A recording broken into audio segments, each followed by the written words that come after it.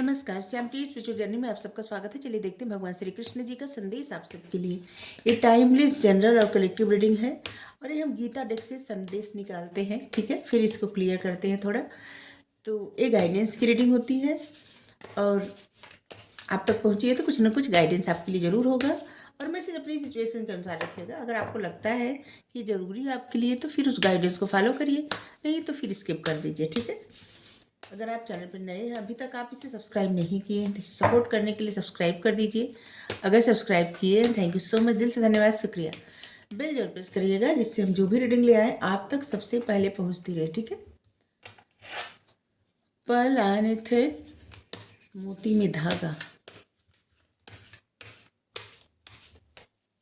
या मोती के धागे, धागे की मोती, मोती के धागे हैं।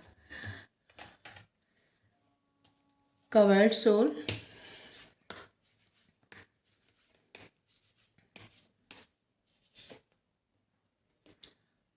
फॉल्स ईगो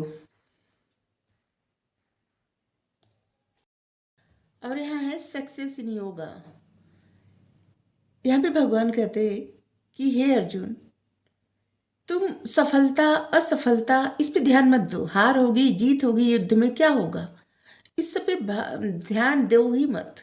इस बात पर ध्यान दो जो तुम्हारा कर्म है, कर्म करो। और योग इसी को कहा जाता है। अपने कर्म को, उसका फल क्या होगा, इस चिंता को त्याग करके किया गया कर्म योग कहलाता है।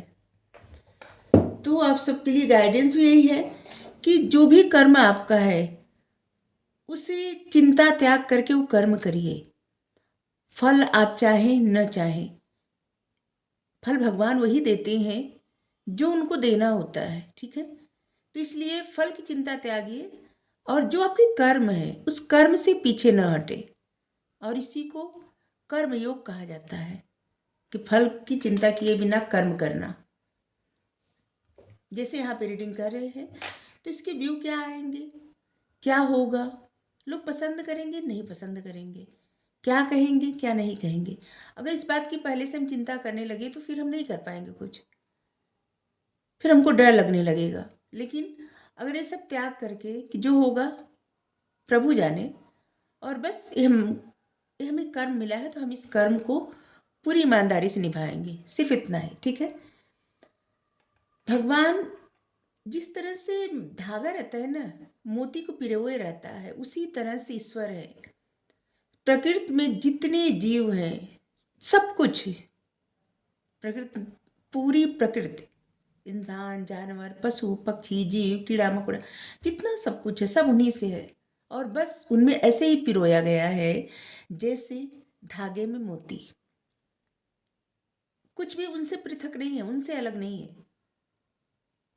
और कवर्ड सोल नहीं पहचान, जब तक मन पे एक परत जमी रहती है, जैसे दर्पण पे धूल जमी रहती है और पानी पे स्थिर पानी नहीं रहता, जैसे दर्पण में धूल जमी हो या फिर पानी स्थिर न हो, तब तक समझ में नहीं आता कि पानी के तले में क्या है, पानी साफ है या फिर नहीं साफ है, ठीक है।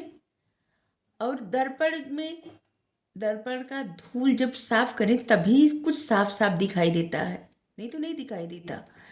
तो उसी तरह से व्यक्ति भी, उसकी सोल रहती है, आत्मा व्यक्ति की सोल भी रहती है, जो कि तमाम तरह की विचारों से, परेशानी से, अस्थिरता से भरी रहती है। लेकिन जब योग किया जाता है, ध्यान लगाया जाता है, मेडिटेट किया जाता है, तब धीरे धीरे मन शांत हो जाता है। तब समझ में आता है अपने खुद के और परमात्मा के बीच का वो कनेक्शन। वो किसी को बताया नहीं जा सकता कि किस तरह से फील होता है, वो बस वही लोग समझ सकते हैं जो फील कर सकते हैं। जिस तरह से कोई बहुत स्वाद वाला कुछ खा ले, ठीक है, और वो किसी को ये समझा नहीं सकता कि ये चीज़ कितना स्वादिष्ट है, बस यही कहेगा कि तुम भी खा के देख लो, आप भी खा के देख लीजिए, ऐसे। तो इसी तरह से परमात्मा से जब कनेक्शन बढ़ता है ना, और उस तरह से फील होने लगता है कि जैसे हाँ एक शक्ति है जो अब हम फील कर सकते हैं। ऐसा तब समझ लीजिए, जब आपको ऐसा महसूस होने लगे तो समझ लीजिए कि ये जो परत है ना आत्मा पे धल, जो एक पर कवर्ड आत्मा है, सोल है, समझ लीजिए ना कि धीरे धीरे धीरे धीरे वो कवर हटने लगा है। ठीक है, और अपने उन पर्पस तक, उन गोल तक और अपने उस आत्म उद्देश्य तक अब आप पहुंचने वाले हैं। ठीक है, व्यक्ति को हमेशा ये ध्यान रखना चाहिए कि देखिए, हर चीज का दुख का कारण सबसे बड़ा हमें समझ आ रहा है कि ये होता है, एक कार्ड देख के समझ में आ रहा है। क्योंकि जब हम ये समझने लगते हैं कि जैसे हम ही हर चीज के कर्ता धर्ता है, ठीक है, तब ये दुख का कारण रहता है। और जब या तो हम अपने आप को समझे या फिर सामने वाले को समझे, मतलब कि किसी और को, ठीक है, या तो हम ही समझे कि हम सब कुछ करते थे, हम जैसे समझा रहे हैं, जैसे या तो हम समझे कि हाँ हम सब कुछ के करता धरता है, हमारे बिना तो ये दुनिया थम जाएगी, सब कुछ रुक जाएगा, कुछ नहीं चलेगा, हम नहीं रहेंगे तो क्या होगा, हम ऐसा नहीं करेंगे तो क्या होगा। तो इसका मतलब कि हम करता धरता समझ लिए खुद को, जबकि सब कुछ प्रकृति के द्वारा किया जा रहा है। ठीक है, और या तो किसी और को समझ ले कि वो व्यक्ति नहीं रहेगा तो फिर मेरा क्या होगा। ऐसा जैसे माता पिता होते हैं, वो हमेशा अपनी रिस्पॉन्सिबिलिटी इस तरह से निभाते हैं ना कि मतलब उनको लगता है कि अगर वो नहीं रहेंगे तो बच्चों का क्या होगा। और फिर वो अपना कितना मन मारते हैं, कितना सेक्रीफाइस करते हैं लाइफ में अपने बच्चों की खुशी के लिए, कितना ज़्यादा खुल के जीवन नहीं जी पाते।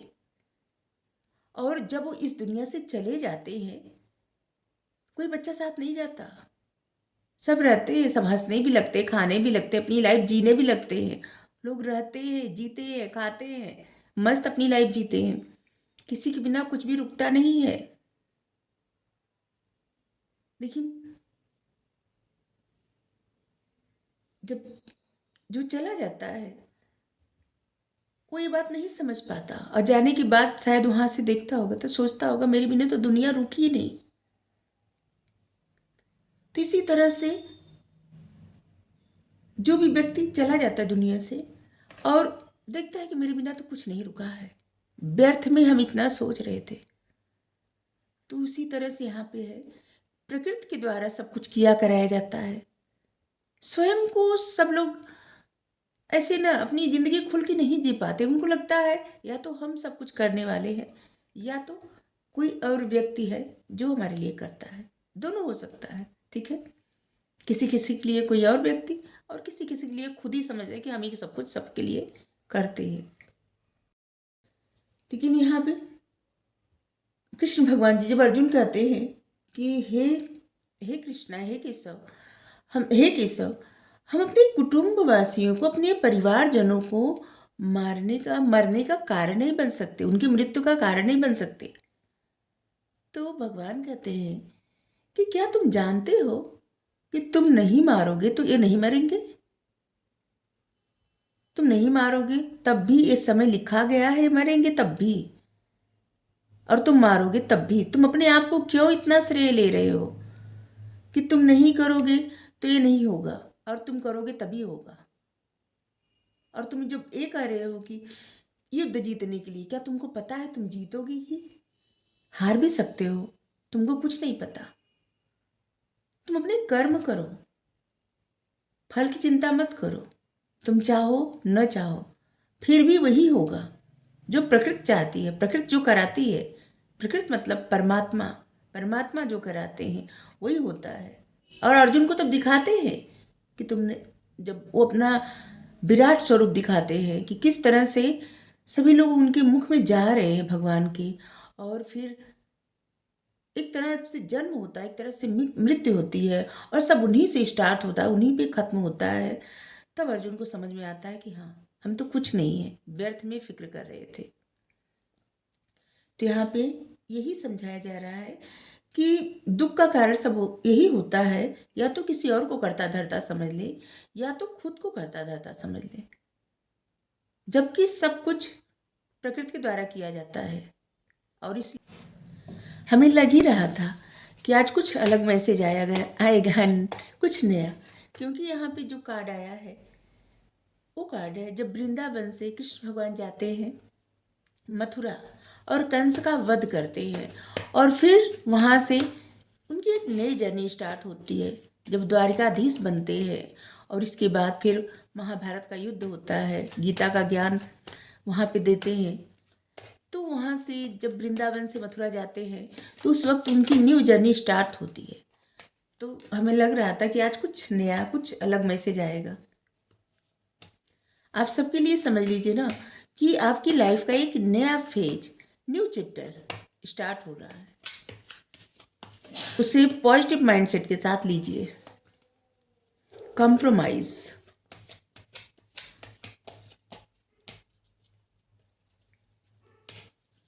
अगर आपको कहीं कंप्रोमाइज करना पड़ रहा है ना, तो देखिए सब ईश्वर का है और सब कुछ ईश्वर से ही होता है। समर्पण कर दीजिए, सरेंडर, ठीक है। जब उनके शरण में रहेंगे या रहेंगी, सरेंडर कर देंगे तो वो देखेंगे, वो अपना देखते हैं, ठीक है। चिंता की बात नहीं है, वो आपको मार्गदर्शन करेंगे, आपका मार्गदर्शन करेंगे और आपको उसी पथ पे ले जाएंगे जहाँ आपको जाना है। लाइफ में जो भी अप डाउन आ रहा है ना, वो इसलिए आ रहा है क्योंकि अभी कवर मतलब आत्मा समझ नहीं पाई है, मतलब आप अपने आत्मा उद्देश्य को नहीं समझ पाए, आत्म उद्देश्य को। मन स्थिर नहीं है, और जैसे ही मन स्थिर होगा, और यहाँ पे है भी कि बुद्धि ज्ञान सब बड़ा है, सब ऊपर है, लेकिन सबसे ज़्यादा महत्वपूर्ण है आत्मा, सोल, और उसका उद्देश्य सबसे ज़्यादा महत्वपूर्ण है।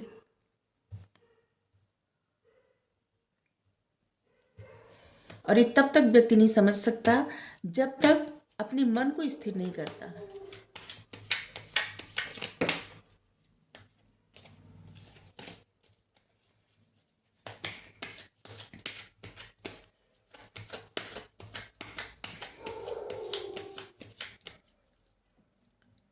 सामने ही जैसे यहाँ पे देखिए एक छोटा सा बच्चा जा रहा है, ठीक है। समझ लीजिए ना, कितना भी कोई बड़ा हो छोटा हो कोई भी हो, लेकिन उसका मन जो रहता है एक बच्चे की तरह रहता है। उसकी आत्मा एक निष्कलंक, निष्पाप, मासूम रहती है, ठीक है। आत्मा, क्योंकि वो आत्मा परमात्मा से जुड़ी रहती है, और जो परमात्मा से जुड़े रहते हैं फिर उसमें कहाँ कुछ बुराई हो सकती है। और वही परमात्मा जब आत्मा से चले जाए, आत्मा का साथ छोड़ दे, तो फिर शरीर किसी काम का नहीं रहता। और यहाँ पे है कि जो लोग अपने उस सफ़र को नहीं समझ पा रहे हैं, अपने उस उद्देश्य को नहीं समझ पा रहे हैं, पहले मन तो स्थिर करें। लाइफ में जो एडवेंचर आ रहा है ना, इसलिए आ रहा है क्योंकि मन स्थिर नहीं है। मन स्थिर करें, फिर समझ पाए अपने उद्देश्य को, क्योंकि सामने ही सारे रंग है, इंद्रधनुष बना हुआ है। अब वो समय आ गया है जब आपके जीवन में, अब आप सबकी लाइफ में कुछ नया स्टार्ट होने वाला है या हो रहा है। न्यू फेज आरंभ हो गया है।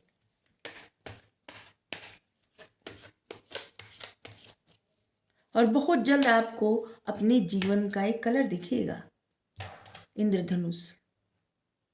आपको अपने उद्देश्य के बारे में पता चलेगा। साइलेंस, बहुत ज़्यादा अगर कोई ये बताता है समझाता है, जिसे जब कुछ ना समझ में आए ना तो चुप रहे, ठीक है। थोड़ा चुप रहे, अपने साथ रहे, फिर आपको पता चलेगा आपको क्या करना है। और यहाँ पे फिर से कि दुख का कारण क्या होता है, यही या तो किसी और को समझ लेना या तो खुद को समझ लेना। अपने सुख दुख का कारण, जैसे कि हमारे बिना तो ये दुनिया रुक जाएगी, या तो किसी और के बिना ये दुनिया रुक जाएगी। कुछ इस तरह से। और इसी चक्कर में कोई भी अपनी ज़िंदगी जी नहीं पाता।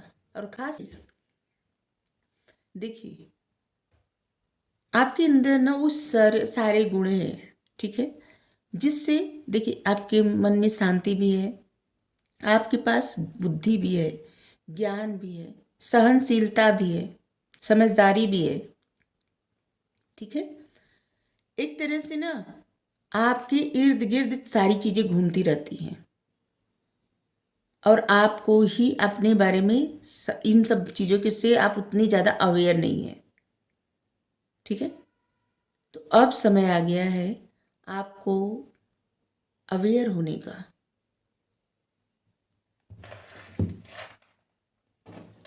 कर्म करिए, कर्म योग, जो भी मिल रहा है रिसीव करते जाइए। रिसिप्टिविटी, कमल के फूल के जैसे बन जाइए।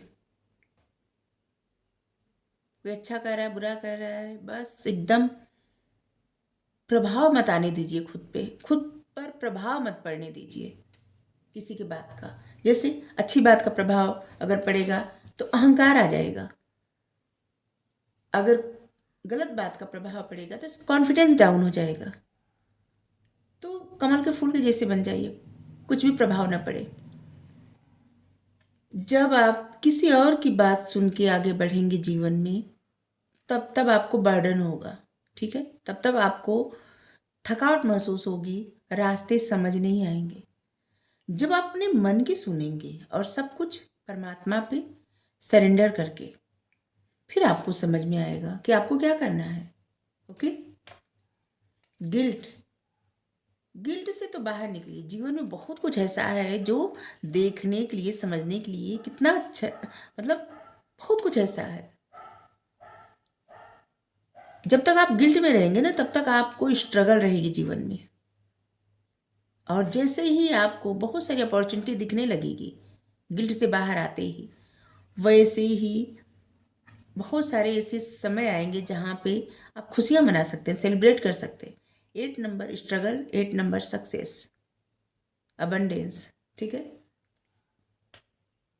अवेयरनेस, जो भी डर है ना उसका सामना करिए। डर मतलब बहुत बार बता चुकी, डर क्या होता है, यही कि जैसे अनेक प्लान इंसान बनाता है और उसको लगता है कि जैसे शायद इसमें सफलता नहीं मिलेगी, नहीं मिली तो क्या होगा, लोग कुछ कहेंगे, लोग जैसे यहाँ पे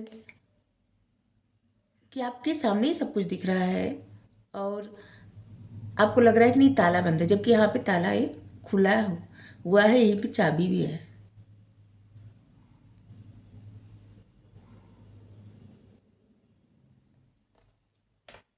कभी भी कंपेयर ना करें और जो भी डिसीजन लेना ऐसे नहीं, जिसे डुअल माइंड से डिसीजन नहीं, हमेशा सोच समझ कर एक डिसीजन ले और उसी पर हमेशा स्थिर रहे, ठीक है। जैसे अगर जो भी काम आपको करना है, जो भी आपका कार्य है, उसके लिए आप डिसीजन लें और उस पर स्थिर रहे, ठीक है। जैसे कुछ आप स्टार्ट किए, कुछ सक्सेस नहीं मिली, फिर दूसरे पे भागने लगे, फिर तीसरे पे, ऐसा नहीं, ठीक है। चलिए साईं बाबा गाइडेंस लेते हैं। वैसे भी आज थर्सडे है।